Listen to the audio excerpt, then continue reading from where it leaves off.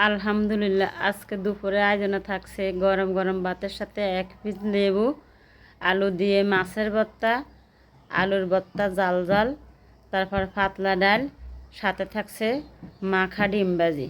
কার কার এমন ধরনের খাবার পছন্দ আমাকে লাইক কমেন্ট করে জানাবেন এবং শেয়ার করে দিবেন।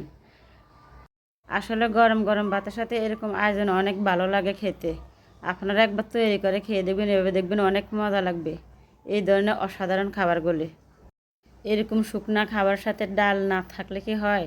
পাতলা ডাল অবশ্যই থাকতে হবে ভর্তার সাথে, তাহলে ভাত খেতে অনেক ভালো লাগে।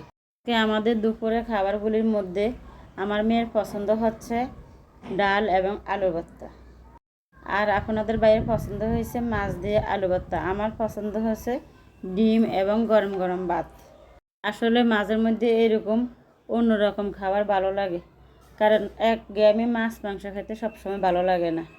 গরম গরম ভাতের সাথে এরকম জাল জাল ডিম আমার অনেক পছন্দের খাবার। ডাল ছাড়া মোটামুটি আজকে অন্যান্য খাবারগুলি আমার পছন্দের খাবার। আমি একটু ডাল আসলে পছন্দ কমই করি, কিন্তু ডাল আলু ভর্তা বেশিরভাগ আসলে বাচ্চারা পছন্দ করে থাকে। আমার ছেলে এবং মেয়ে দুজনে ডাল আলু ভর্তা হলে আর অন্য কিছু লাগে না। আসলে কি বলবো, আমাদের পরিবার সবাই আমরা একটু শুকনা খাবারগুলি পছন্দ করে থাকি। ঝোল ঝোল খাবার আমাদের অপছন্দের খাবার, মনে হয় যে তৃপ্তি লাগে না ঝোল ঝোল তরকারি খেলে। কিন্তু এই ধরনের শুকনো খাবারের সাথে ডাল অবশ্যই রাখতে হবে, যার কারণে ডালটা রেখেছি। তো ভালো থাকেন সবাই, আজকে এই পর্যন্ত, আল্লাহ হাফেজ।